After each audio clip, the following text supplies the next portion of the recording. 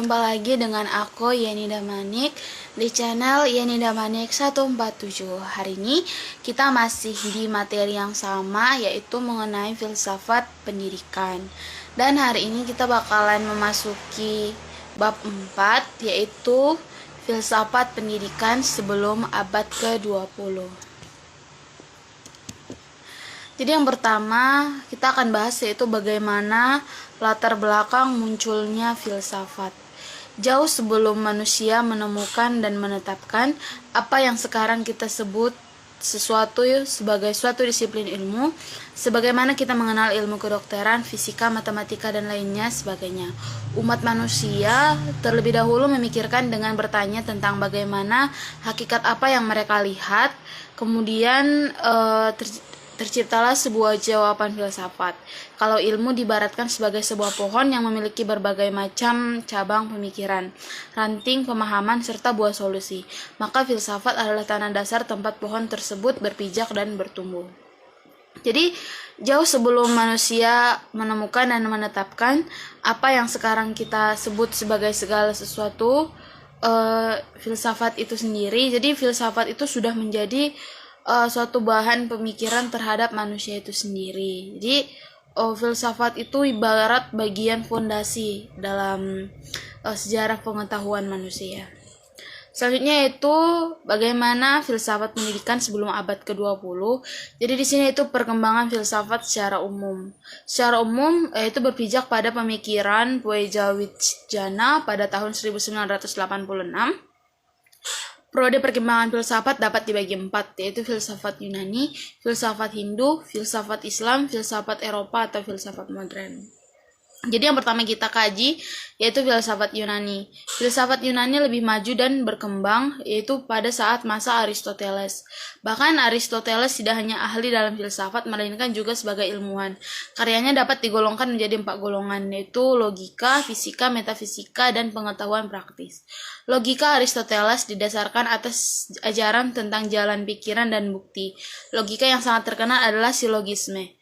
Pemikiran-pemikiran filsafat Plato dan Aristoteles ini kemudian dia tuh sampai berkembang sampai ke Timur Tengah. Kemudian yaitu filsafat Hindu. Ini tuh terjadi sejak abad 10 sebelum Masehi. Konsep mitologi Hindu dengan Yunani. Filsafat Hindu ini tertuang dalam konsep Vedisme, Brahmanisme, dan Buddhisme.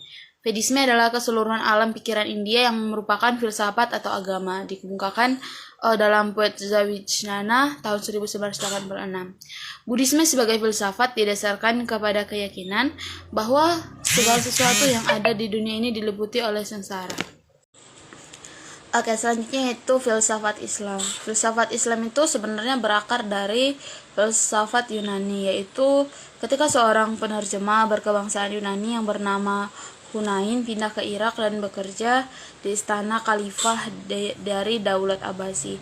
Mereka adalah filsuf-filsuf Islam yang membukakan mata orang Eropa terhadap filsuf klasik yang sempat mereka tinggalkan berabad-abad lamanya, yaitu pada abad ke-13 di mana orang Eropa mulai menggali kembali filsafat klasik yang sudah berbau Islam.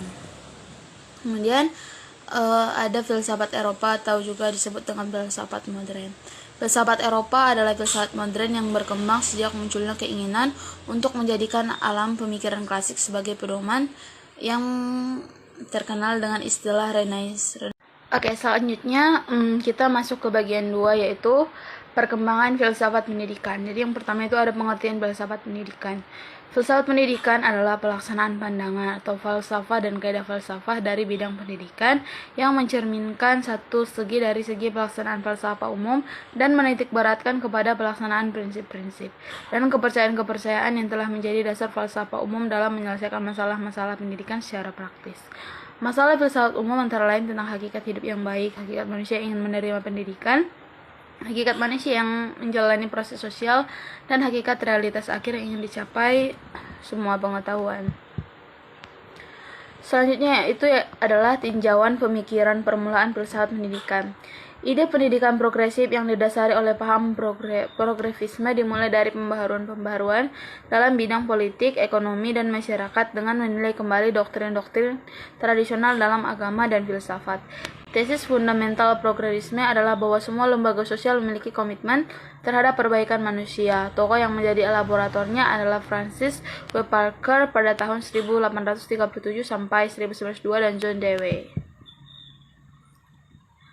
Pemikiran selanjutnya yang mewarnai filsafat pendidikan adalah naturalisme romantik dan pendidikan nasional. Naturalisme romantik adalah filsafat pendidikan yang masih berpijak kepada kearifan kuno yang terkandung dalam buku-buku berbahasa Latin. Kearifan kuno itu adalah pendidikan yang dimaksudkan untuk mempersiapkan orang-orang mendapatkan tempat-tempat yang cocok di tengah masyarakat. Tujuan pendidikan di sini adalah persiapan bagi kehidupan.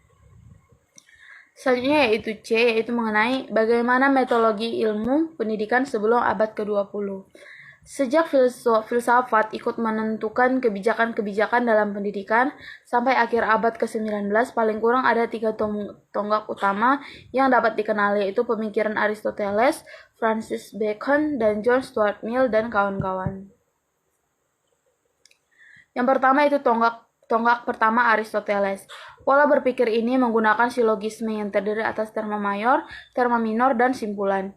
Induksi adalah pola berpikir kebalikan dari deduksi. Sehubungan dengan kedua pola itu, Aristoteles berkeyakinan bahwa hal yang khusus adalah sebuah kesatuan dari materi dan bentuk-bentuk. Melalui induksi, generalisasi tentang bentuk ditarik dari pengalaman keinderaan. Yang kedua yaitu tonggak kedua Francis Bacon. Tonggak kedua perkembangan metodologi ilmu dicetuskan oleh Francis Bacon pada tahun 1561 sampai 1626. Francis Bacon berkeinginan untuk membangun kembali ilmu yang baru dan menentang konsep-konsep tentang ilmu dari Aristoteles. Menurut Bacon, jiwa rasional mempunyai 3 macam daya, yaitu ingatan, imajinasi, dan pikiran. Yang ketiga itu ada tonggak perkembangan abad ke-19. Nama tokoh yang perlu disebutkan dalam perkembangan tonggak ketiga adalah John Stuart Mill, Philip Frank, Ernest Mach, Henry Poincaré.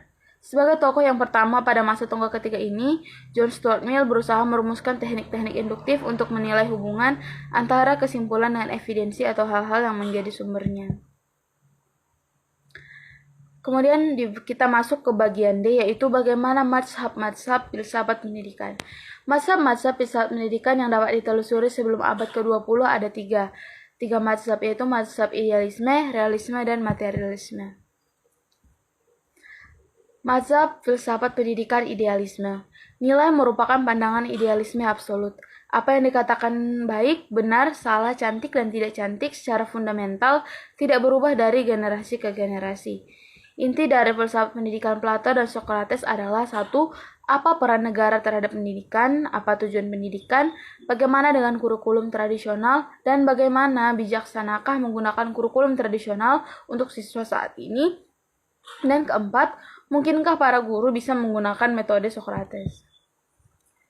Kemudian yang kedua itu mazhab filsafat pendidikan realisme. Realisme religius dalam pandangannya tampak dualistis. Terdapat 2 order yang terdiri atas order natural dan order supernatural. Kedua order itu berpusat pada Tuhan. Tuhan Allah pencipta semesta alam dan abadi. Pendidikan di sini merupakan suatu proses untuk meningkatkan diri guna mencapai yang abadi. Aristoteles memandang bahwa manusia itu harus obedience atau patuh, taat or honestly, unselfishness atau tidak egois, concentration to duty atau mengutamakan kewajiban, industri atau rajin, courage berani, justice adil, dan patriotism atau berjiwa patriotis. Kemudian yang ketiga itu mazhab filsafat pendidikan materialisme. Latar belakang pendidikan filsafat pendidikan materialisme adalah materi, bukan rohani, bukan spiritual atau supernatural. Materi klasik yang dipelopori demokratis kisaran 460 sampai 360 sebelum Masehi ini disebut juga atomisme.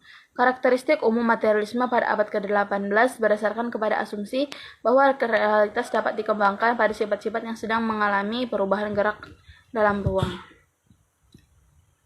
4. Pertanyaan-pertanyaan para filsuf tentang pendidikan.